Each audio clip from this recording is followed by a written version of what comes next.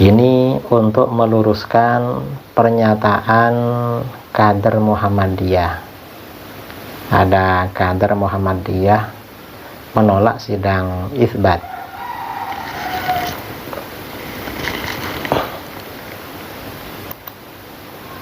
Ini seperti dilansir di Jawab Pos. Kader Muhammadiyah Din Syamsuddin dan Ma'mun Murad desak sidang isbat ditiadakan.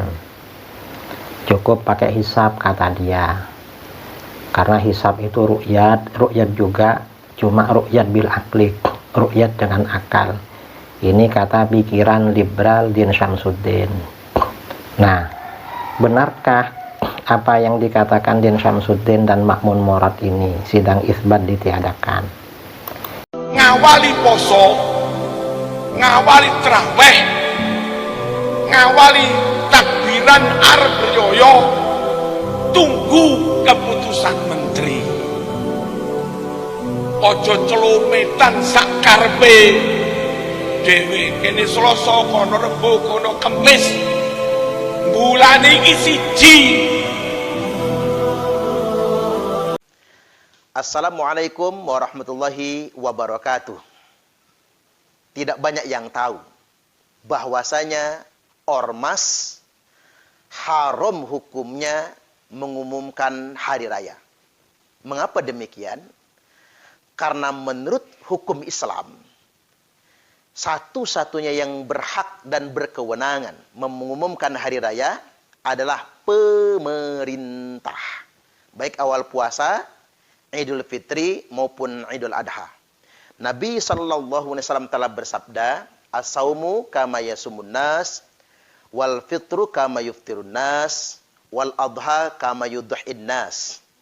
Para ulama telah mendefinisikan hadis ini, innama ma'na hadzal hadis, sesungguhnya makna daripada hadis ini adalah as-saumu wal fitru wal adha ma'al jamaah. Mulai puasa, Idul Fitri, Idul Adha wajib bersama pemerintahnya masing-masing.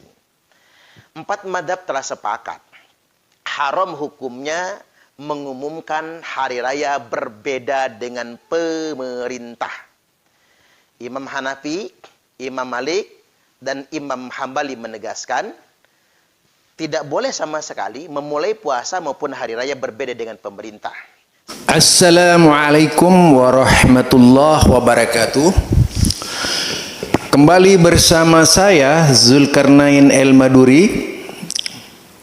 Alhamdulillah, berbicara terkait orang-orang yang berusaha merendahkan kelompok lain itu ternyata memang ada sponsornya. Merendahkan kelompok orang lain tujuannya pasti karena ingin mengunggulkan orang lain.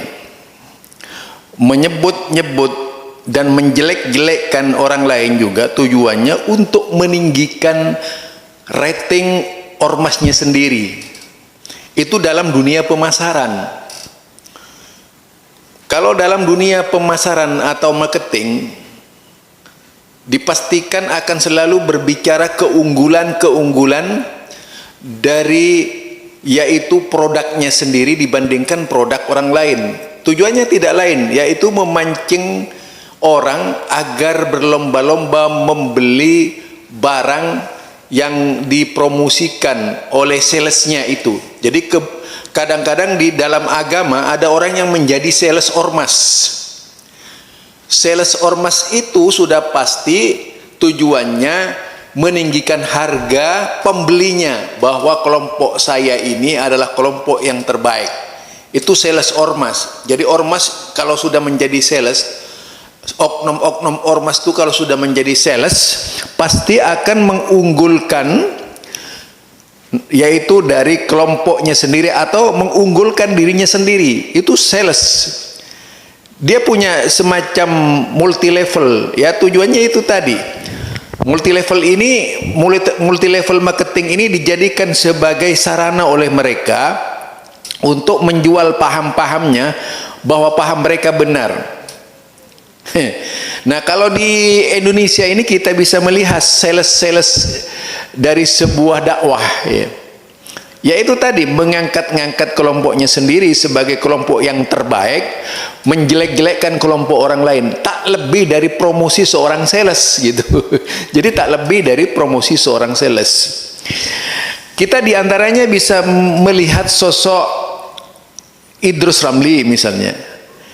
Kita melihat Idrus Ramli ini orang yang selalu berpikir kasar, dan tentu saja dinilai dari kualitas sopan santunnya sama sekali tidak menunjukkan orang dia seorang pendakwa yang baik gitu.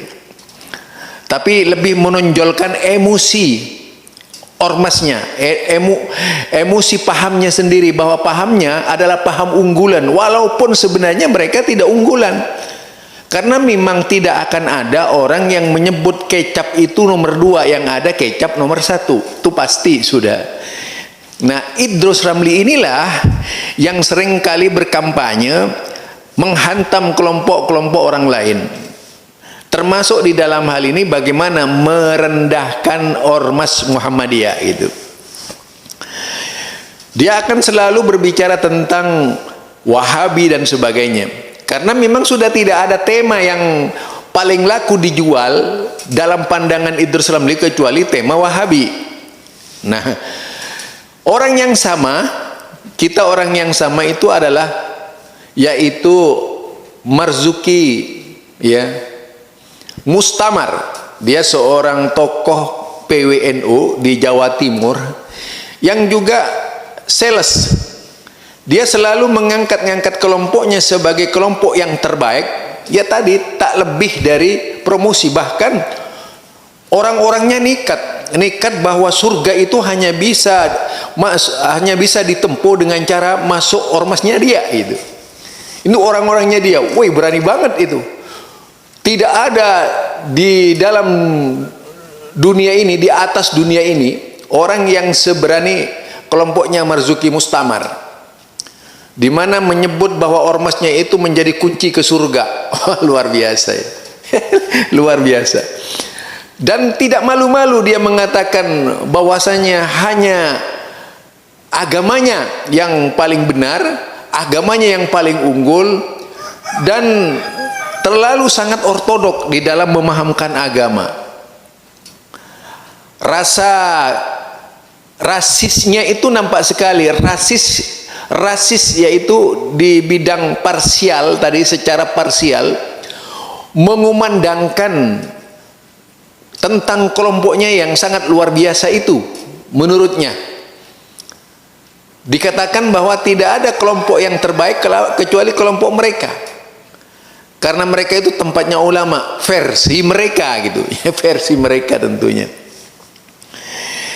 Ini dihembus-hembuskan melalui corong-corong dakwah. Jadi bukan berdakwah Islam, mendakwahkan kelompok. Asabiyahnya sangat tinggi. Mata asabiyah itu dikatakan apa? Mangqatala asabiyah mata jahiliyah. Siapa yang mati membela kelompoknya, siapa yang berperang demi kelompoknya, asabiyah itu mata jahiliyah. Matinya itu mati jahiliyah, ya, matinya jahiliyah. Nah, jika ini dijadikan sebuah dasar acuan, betapa mereka yang mengaku-ngaku aswaja itu sudah sangat keterlaluan. Mereka yang mengklaim dirinya sebagai ahlus sunnati wal jamaah sudah di luar garis ketentuan, garis kebenaran. Tetapi mereka dengan tidak malu menempatkan ormasnya sebagai ormas yang terbaik, ormas yang bisa masuk surga. Sangat berani mereka itu. Itu Marzuki Mustamar. Kita juga selain Marzuki Mustamar ada kelompok Suparman. Kelompok Suparman ini adalah kelompok yang juga merendahkan ormas Muhammadiyah, ya. Kelompok Suparman ini juga merendahkan ormas Muhammadiyah. Dia bikin sebuah aturan bahwa haram hukumnya. Dia anggap Indonesia ini negara Islam. Parah ini orang satu ini. Dia anggap Indonesia ini, padahal kalau kita dengar, Indonesia ini sudah dikatakan bukan negara Islam. Bukan negara Islam. Indonesia ini adalah negara Pancasila.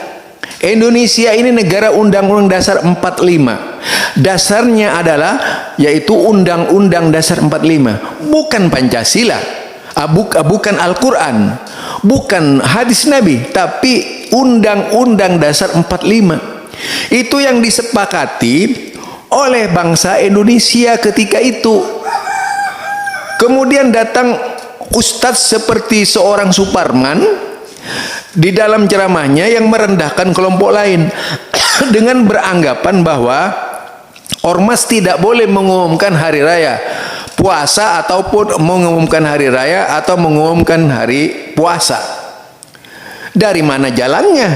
Sementara kalau berbicara dasar-dasar pemerintahan di Indonesia, itu dasarnya Undang-Undang Dasar 45.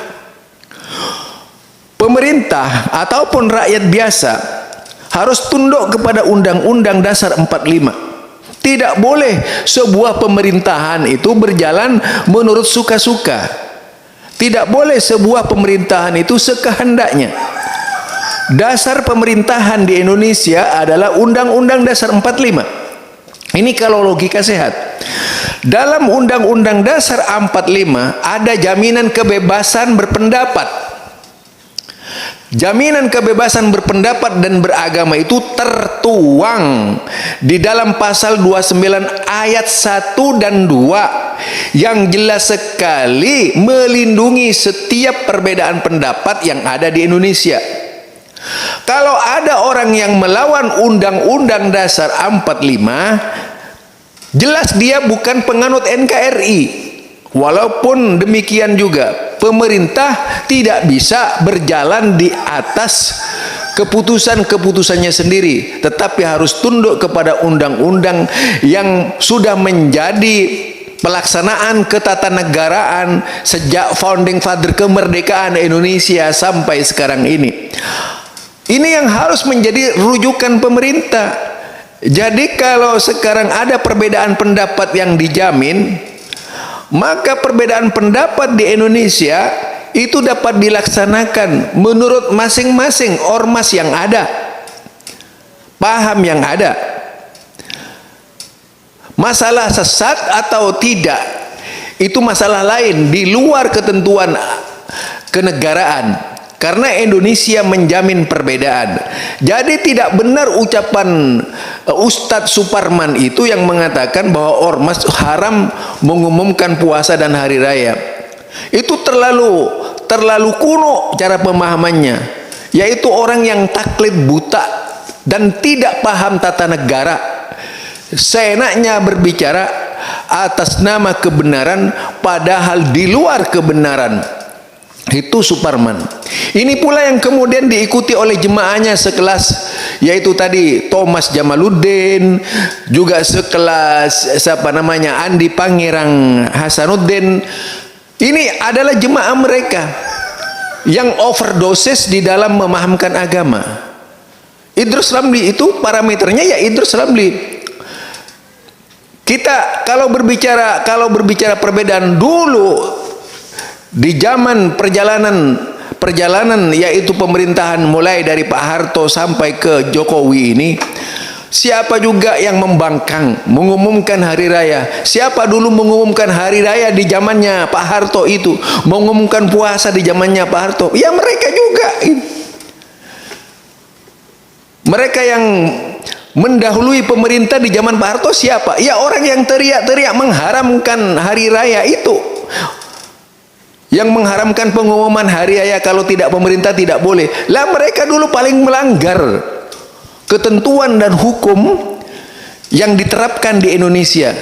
Jadi janganlah kemudian ada anak-anak bangsa yang berusaha melanggar Undang-Undang 45. Jangan juga pemerintah melanggar Undang-Undang Dasar 45. aturan ketaatan di Indonesia itu aturan ketaatan secara demokrasi yang diasaskan kepada Undang-Undang Dasar 45. Bukan negara Islam ini. Kalau negara Islam sudah pasti di bawah naungan seorang pemimpin yang mengumumkan itu harus tunduk dan patuh. Ini negara Pancasila. Tidak bisa seorang penguasa di Indonesia yaitu bertindak di luar Undang-Undang Dasar 45. Karena Undang-Undang Dasar 45 sudah disepakati sebagai undang dasar yang harus diikuti, maka Muhammadiyah itu tidak pernah melanggar pemerintah. Karena perbedaan di Indonesia sudah dijamin oleh pemerintah. Tidak benar kalau Muhammadiyah itu melanggar. Muhammadiyah itu melaksanakan ketentuan yang ada. Di samping memang itu kebenaran yang diyakini oleh Muhammadiyah. Orang luar tidak bisa ikut campur dengan apa yang ditata di Muhammadiyah. Norma di Muhammadiyah ini sejalan dengan dasar-dasar yang ada di dalam negara, yaitu tadi pasal 29 ayat 1 dan 2 yang isinya menjamin perbedaan. Karenanya tidak dibenarkan siapapun berusaha merendahkan atau menghina Muhammadiyah. Justru mereka inilah yang sudah kadaluarsa menjadi bangsa Indonesia, sehingga tidak seharusnya anak-anak bangsa yang kadaluarsa seperti ini dibiarkan terus hidup dalam pengertian tidak terbimbing, kecuali kita bimbing agar mengerti benar perbedaan di Indonesia. Jangan menjadi bangsa yang kadaluarsa. Kalau sudah menjadi bangsa yang kadaluarsa itu asal ngomong, namanya saja kadaluarsa. Subhanakallahumma wa bihamdika asyhadu an la ilaha illa anta astaghfiruka wa atubu ilaik. Assalamualaikum warahmatullahi wabarakatuh.